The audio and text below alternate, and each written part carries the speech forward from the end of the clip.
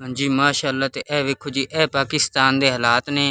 यह गला लगा होया जी मस्जिद का। इंदे नाल हिक ते यह ताला लगा होया है ते दूसरा ताला यह लगा होया। हालांकि ये गला जी साडे कोल जामिया मस्जिद दे विच साडी जो है ना, जामिया मस्जिद साडे मुहल्ले दी, साडे पिंड दी, ये जामिया मस्जिद दा गला है बाहरली साइड से, जेड़ा मतलब दरवाजे नूं सामने है। वेखो माशाअल्लाह। बिस्मिल्लाहिर्रहमानिर्रहीम। अस्सलाम वालेकुम। की हाल चाल ने मेरे भैन भाइयों? उम्मीद करना तुसीं ठीक हो सो ते अल्हम्दुलिल्लाह से ठीक ठाक हैं। तो आज का व्लॉग शुरू करने से पहले मेरी एक छोटी जी रिक्वेस्ट है कि मेरी वीडियो लाइक किया करो और मेरे चैनल को सब्सक्राइब कर लो, ताकि मेरे हर आने वाली वीडियो थोड़े तक बआसानी पहुँच सके। जिथे भी रहो खुश रहो, आबाद रहो, हंसते मुस्कुराते रहो। साडी दुआवां हमेशा थोड़े नाल ने। हाँ जी, पिछला टाइम हो गया तो हुण मैं चलिया सब्जी लैन अड्डे तो। पैदल जाना पाया क्योंकि मोटरसाइकिल घर है कोई नहीं, वो भाई होरी लैके गए हुए नहीं। इस वजह तो मैं पैदल जा रहा तो सब्जी लिया के फिर थोड़े नाल अज इंशाअल्लाह अज़ीम शाम की रूटीन शेयर करांगे। तो हुण चलने चल के सब्जी वाले को तुहानूं विखावांगा भी की माहौल है उनके कोल। मैं सब्जी लैन इत्थे अड्डे तो है। देखो आलू तो बैंगन में लाए हैं। देखो आलू भी भाई और खराब बेच दे दिते हैं। आलू और बैंगन की सब्जी लैके जा रहे हैं क्योंकि शाम की रूटीन अज बनानी माशाअल्लाह। तो देखो है भाई और की दुकान है, भाई अबू बकर होरी ने।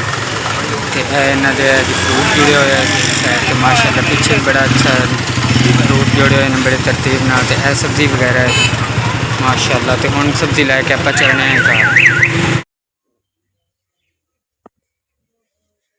अस्सलाम वालेकुम। की हाल चाल ने मेरे भैन भाइयों? उम्मीद करना है कि तुसी ठीक हो। साल असी ठीक ठाक है। शाम का टाइम है तो असी सब्जी बनाते पे अम्मी तो मैं। अज अस पकाऊ है आलू तो बैंगन। अम्मी और मसाला बनाते पे ने, मैं आलू तो बैंगन कटती पई हाँ। नाल साडे मोमना बैठी है।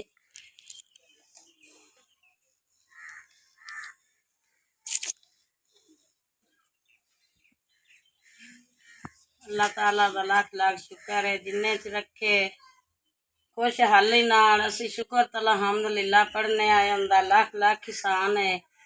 बच्चा दसिया इन्हें मुस्तफा दे घर भी अल्लाह ताला बेटा देसी, बहुत खुशी है। अल्लाह खैर खरियत नाल देवे, तंदुरुस्त देवे। अल्लाह ताला हर नू देवे मौला दी जात। दोते पोत्र की कमी दुश्मन नू भी ना रब देवे। बड़े खुश हैं, बड़े राजी हैं जो अल्लाह ताला उन्हें बच्चा देवे। शुगर का मरीज आ अल्लाह हर नू देवे, किसी का जुतियां का सदका अल्लाह मेरे बच्चे नू भी बच्चा देवे जिंदगी वाला। जी माशाल्लाह। तो मोमना जो है ना वो अपने आप ही है फीडर खोल के बैठी है। देखो बड़ी तेज है मोमना। बेटा क्या कर रहे हो? माशाल्लाह। ये देखो जी मोमना जो है ना अपने काम नू लगी फीडर और सारा खोल दिता है, निपल वगैरह है, उतली कंगनी जी फीडर सब कुछ जो है लहदा लहदा करके रख दिता। हाँ जी माशाल्लाह। ते पिछला टाइम हो गया बाजी, लेट होंदी पई, जल्दी कर लो, सब्जी काट लो। मसाला कटिया खलोता है तो मैं सब्जी बनाए क्योंकि पकाने पकाने मुड़ लेट हो जाती है ना। हाँ जी की करिए मैं पानी की मजबूरी, बच्चा बुच्चा ने बाहर नवाना हुंदा है। हुण मोमना नवाया, इकरा फातिमा ने जाके नवाना है। बाहर पानी पूनी लियाना हुंदा है, तैनूं पता तो है इस चीज का। वो तो पता है, बस फिर लेट हो ही जाती है। कोई मसला नहीं, अल्लाह पाक खैर कर सी। कोई दिहाड़ी डांगी है बाजी औखा अल्लाह करदा ते रब देंदा कि तू पैसे तो आपे भी हल कर लेने पानी वाला भी कुछ ना कुछ। शहनशाह देना ही है। आमीन।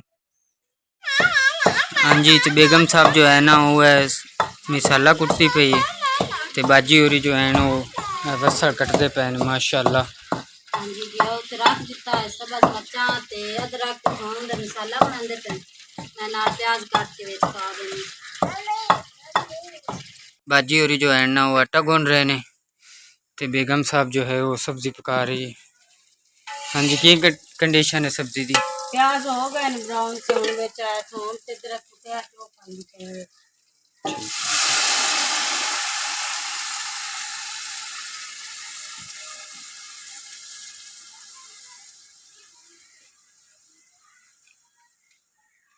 थोड़ा जिहा भुज सी विच फिर सब्जी पा दी।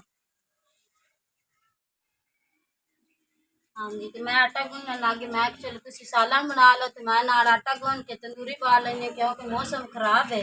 कोई पता नहीं बारिश या हनेरी भी आ जाए। इस वजह से मोर बच्चे भूखे नसा जाए। मैं चलो मैं आटा गूंद के तंदूरी बालनी और सालन बना लेंगे। ठीक हो गया। हाँ जी, तो मौसम जो है ना वो बहुत ज़्यादा ख़राब हो रहा है। देखो हवा भी बड़ी तेज़ चली हुई माशाल्लाह। अलार्म जो है वो भी हवा दे विच लहरा रहा है। तो इस साइड तो ना बहुत ही ज़्यादा बदल आ गए ने, तो मौसम बड़ा ख़राब है। तो सानू ये भी खतरा होंदा क्योंकि कच्चा घर साडा है। वेखो है सामने तरेड़ा जियां पईयां होईयां ने, बड़ी टेंशन होंदी भी अल्लाह पाक खैर करे। बारिश आ जाए तो सानू बड़ी जलालत बन जाती, क्योंकि पिछली दफ़ा भी जो है बारिशों के जो है ना छत भी चो पई है साडी। ਉਹ ਵੇਖੋ ਜੀ ਉਹ ਸਾਹਮਣੇ ਕੱਚੀਆਂ ਛੱਤਾਂ ਨੇ ਸਾਡੀਆਂ। ਇਹ ਵੇਖੋ ਇੱਥੇ ਛੱਤ ਚੋ ਪਈ ਹੈ, ਕਿਉਂਕਿ ਇੱਥੇ ਜਦੋਂ ਲਿਪਣ ਲੱਗਿਆ ਸੀ ਪਿਛਲੀ ਵਾਰੀ ਉਦੋਂ ਬੱਚੇ ਦਾ ਪੈਰ ਥੱਲੇ ਲੈ ਗਿਆ। ਮੁੜ ਉੱਤੇ ਲਿਫਾਫਾ ਵਗੈਰਾ ਤੇ ਮਿੱਟੀ ਵੀ ਹੋਰ ਪਾਈ ਹੈ, ਪਰ ਮੁੜ ਉਹਦੇ ਨਾਲ ਐਡਾ ਖਾਸ ਫਰਕ ਨਹੀਂ ਬਣਿਆ। ਤੇ ਇਹ ਵੇਖੋ ਇਹ ਕੰਡੀਸ਼ਨ ਹੈ ਜੀ ਸਾਡੇ ਛੱਤਾਂ ਦੀ। ਦੋਵੇਂ ਛੱਤਾਂ ਹੀ ਇਸ ਤਰੀਕੇ ਨੇ ਕੜੀਆਂ ਗਾਡਰ ਤੇ ਉੱਤੇ ਕਾਨੇ ਵਗੈਰਾ ਪਾਏ ਹੋਏ ਨੇ ਮਾਸ਼ਾਅੱਲਾ। ਤੇ ਇਹ ढोल पे जी भाई होरां दा ते मोहम्मद अजीम दा है। जो छोटा ढोल है मोहम्मद अजीम दा है, तो वड्डा ढोल भाई होरां दा। ते LCD वगैरह है, बेड शेड है, फर्नीचर है बाजी होरां दा माशाअल्लाह। ते ए सूरत हाल है जी कमरे दी अंदरों। देखो पूरा कमरा है।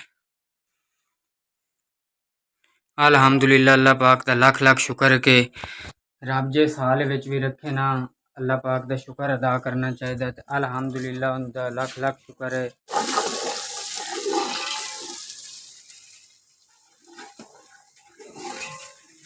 मसाला भुज गया तो हम मैं सब्जी पानी पई है।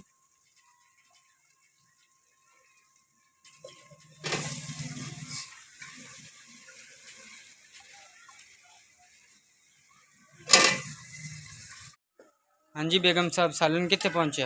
बस 5 मिनट तैयार हो जाएगा 5 मिनट। अच्छा हाँ जी हाँ जी माशाल्लाह। सालन जो है ना वो तो अल्लाह किता तैयार होया खुलता है। तो नाल है बाजी होना तंदूरी बाल दी। तो रोटियां लाने तक तो तकरीबन काफ़ी लेट हो जानी। तो जिस मेरे भाई बहन ने खानी होवे जी बिस्मिल्लाह आके रोटी खा सकता है। तो सानू दुआवां याद रखा करो, साडे हक च दुआ की करो कि अल्लाह पाक सानू कामयाब करे और साडे नाल तावन किया करो, क्योंकि तुसां भैणां भाइयां तावन करना है तो साडा चैनल भी कामयाब होना है। तो अज का व्लॉग आप इत्थे ख़त्म करने इंशाअल्लाह अज़ीम। अगर जिंदगी रही तो फिर मुलाकात होसी। खुदा हाफिज़।